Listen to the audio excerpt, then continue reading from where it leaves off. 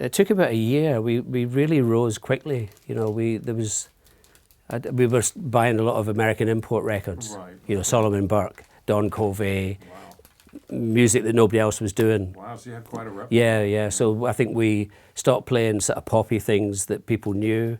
Took 3 or 4 months off. We found a record shop that imported great records. Every week he would have Solomon Burke, Don Covey, the Tams. So, you know, it was just an amazing array. So that was our new set list. Was all American music. Why did American rhythm and blues resonate so much with English youth? What is it what elements of those music that resonate? England was still quite middle of the road. I know it was good music. I don't mean the Beatles, but you know, the Searchers. It was still kind of quite middle rhythm, whereas the American, it just felt like a bit more raw and a bit different, you know. And then, although at that time, maybe the Pathfinders might have been the other band that was actually doing some similar material. Well, they'd come and see our gigs, and as the following was building really quickly, they thought, oh, where did they get their music from? They, you know, they very kindly thought we'd written it all. Oh, wow. So you introduced rhythm and blues to... Oh, without a doubt, yeah. Wow. And then, and we weren't quite mods, but then we, at 15, 16, came to London and saw The Who at the Marquee, and that changed everything again as far as our stage presence went. That was, what? It was one of those moments of... What did you learn from them when seeing them at? Just the attitude and just it was kind of, it was wild. It was sold out already for The Who, because at that time in London it was all the poster, you know, Townsend. Right. And so we came back and sort of dressed down a bit. Instead of being smarter, our suits, we became mods then. Right. Or more mod style. The music stayed the same.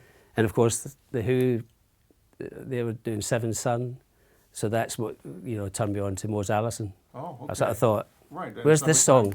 Blues. Yeah. Seven Son, and we did some Mose Allison songs as well. So it was, we sort of came back and probably a bit more raw than we were before. I guess we had a good combination. You know, it was in some ways the kind of sort of first boy band in a way. Okay. You know, I suppose, not to pat my own back, but I guess considered quite a good looking band. And then the combination of the music. And it's as if because we played in every town, right, and every time we went back to that town, there would be twice as many people. And it grew to, you know, the point where only after a year, I don't know if you know, but we did a concert in George Square, which was a free concert. And everywhere we played, we just told people that we're going to be playing in George Square, which is a big area, big square. And the Marmalade, or Dean Ford and the Gaylords, and a few other bands, Chris McClure, they had done it. And it was like an afternoon tea thing, quite gentle.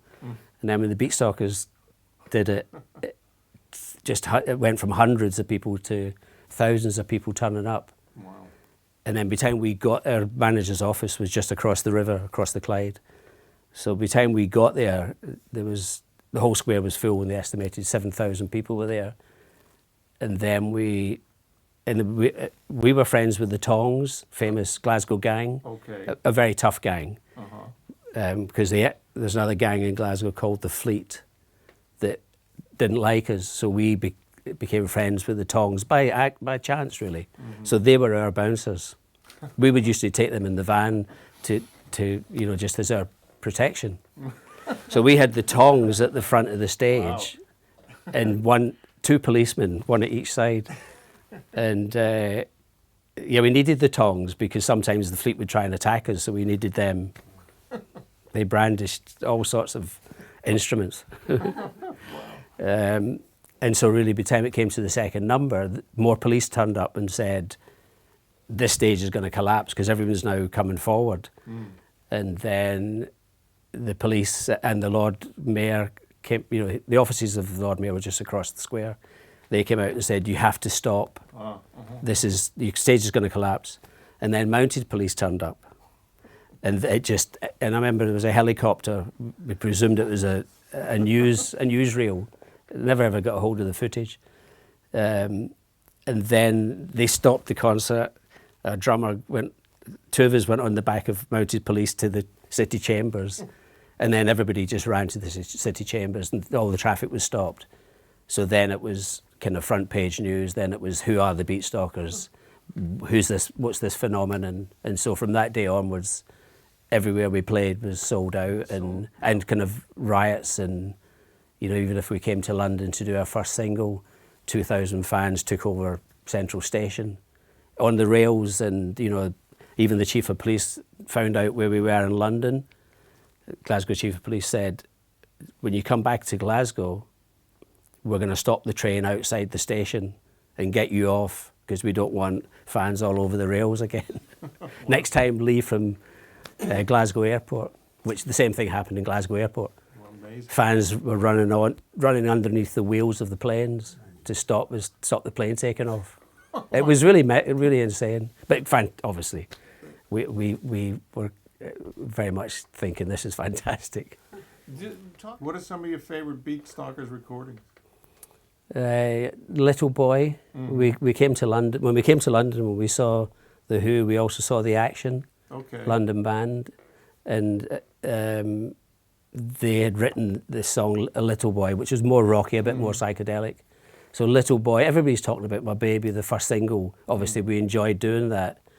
But yeah, and of course there was Bowie songs as well, so but same management, Pitt suggested you check out this guy David Jones. Yeah, who was always at Ken's office as well. Did he sang on your He record? played guitar. Yeah, he sings backing vocals on.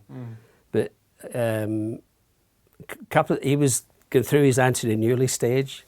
Right. So one of the songs, When I'm 5, he was trying to get our singer to sing it in an English accent. When I'm 5, I will wash my hands and face all by myself. And our singer was like, this is crazy. But Silver Treetop School for Boys was a very involved song for someone who was 17. Yeah. Did you have an inkling that he would go on to be... Yes, I did. Yeah. I've spotted a few people that we've met up with, but even if he's just in a house situation, if he was presenting a song, he would perform it like he was on stage. Oh, okay. It was quite overwhelming, because he was quite a quiet guy. I became good friends with him, after the Beatstalkers broke up. But yeah, when he wanted to present a song, although Silver Treetop School for Boys was an A-side, the other two became B-sides. But Ken, of course, was the manager. He was managing Nana Muscuri, Moody Blues Connection as well. I think, yeah, right. Yeah. But yeah, and Bowie would, David would come to Scotland as well, and hang out with, and then he wanted to sing some songs in a Scottish accent. He really liked Scotland. Yeah. Wow.